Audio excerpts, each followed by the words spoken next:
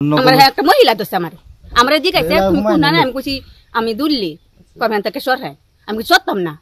বুটা দিয়ে যাইম বাদ আমার দইলছি ওকে সত্যি ওকে মাইডো রেখারিছি বা তাড়াতাড়ি গেছি একটা মহিলা হইতে আমার লাগে না করে বেশি যাও না আপনি সাসারে কি কইছে বাদ আমার একটা বাড়ি হিয়াল আমরা বাড়ি রে সাসা মারলে তো গায় তুলিয়া দাগে তো হ্যাঁ না মাছ নেবে 10 মিনিট তো 10 আচ্ছা আপনি বুদ্ধি অর্জন বুঝেন না দাঁড়াই না দেখি কয়েকজন 20-25 জন পুরুষ লোক দাঁড়ায় রয়েছে আমরা ডুহনে লেগে দেয় না কত আপনারা বাইবা যখন গে জামতে আছে নেমনে আপনারা বুদ্ধি করতেন না হুমায়ুন রে কোন হুমায়ুন না বুটি দিতে টেংডি কাটা হুমায়ুন তোর বাপ লাগে নি হুমায়ুন রে কো গাইতা বুটা দিত ওইদিকে এই একটা অটো আনে বুড়ার মোটরসাইকেলের যাত্রী আইয়ে বুদ্ধ দেওয়ার লাগিয়ে তো হুমায়ুনের লোকে কি গেছে হুমায়ুনের বাইরে গেছে সামনে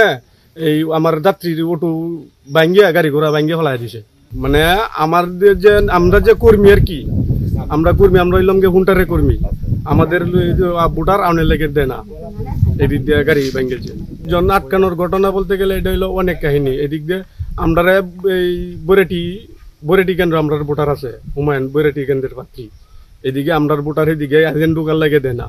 আমরা হেরার জন এজেন্ট ঢুকার লাগে দেয় না এরা কিন্তু আমরা এজেন্ট জন দেয় না ঢুকার লাগে আর বুটার আউনের লেগে দিতাম না এই কাহিনী লইন সব মিলে এই কাহিনী। আচ্ছা, সার্বিক পরিস্থিতি ষষ্ঠ উপজেলা পরিষদ নির্বাচন কেন্দুয়াতে অনুষ্ঠিত হচ্ছে আজকে আমাদের পর্যাপ্ত পরিমাণ আইন শৃঙ্খলা রক্ষাকারী বাহিনী মোতায়েন আছে।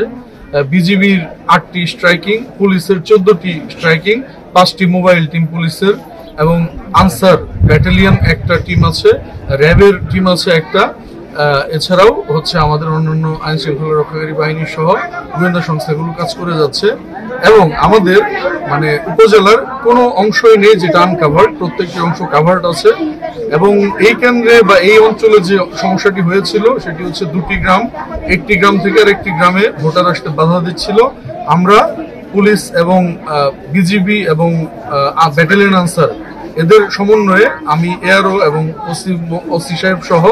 আমরা নিজেরা থেকে ওই গ্রামের সকল ভোটারকে আমরা এই গ্রামে নিয়ে এসে ভোট দেওয়াচ্ছি এবং আমরা এটা নিশ্চয়তা দিয়েছি তাদেরকে যে আমরা এখানে প্রত্যেকটা প্রার্থীর স্লিপিং টেবিল থাকবে, স্লিপ টেবিল যেটা, এবং প্রত্যেক ভোটার প্রত্যেক গ্রামের আশেপাশে নির্বিঘ্নে আপনার ভোট দিতে পারবে, আমরা এটা নিশ্চয়তা দিচ্ছি। আর সার্বিক পরিস্থিতি খুবই ভালো আছে, এখন ভোটারদের উপস্থিতি ভালো, খুব চমৎকার পরিবেশ বিরাজ করছে। আমরা ওইরকম আসলে স্পেসিফিক কোনো পাইনি, কাউকে পাওয়া যায় নাই। যদি স্পেসিফিক কাউকে আমরা করতে পারি, ধরতে পারি, তাহলে তার বিরুদ্ধে অবশ্যই আইনগত ব্যবস্থা নেওয়া হবে।